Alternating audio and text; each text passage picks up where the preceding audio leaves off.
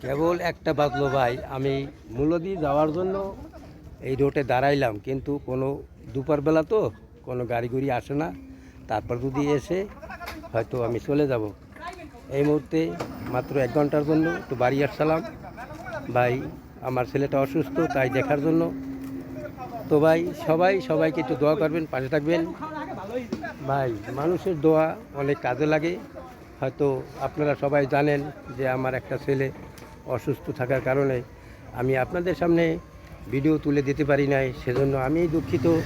কারণ আপনারা যারা আছেন আমার কন্টিনিউ এই ভিডিও দেখেন, আপনাদের কাছে অনুরোধ ভাই, আমি আপনাদেরকেও দোয়া করি, আপনারাও আমাকে দোয়া করবেন ইনশাল্লাহ। সবাইকে দোয়া করার সাথে সহি সালামতে আল্লাহ পাক যেন আপনাদের সবাই হায়াত নেক হায়াত দান করে। আমিন। ওকে দাওয়ানা আলহামদুলিল্লাহ রাব্বিল আলামিন।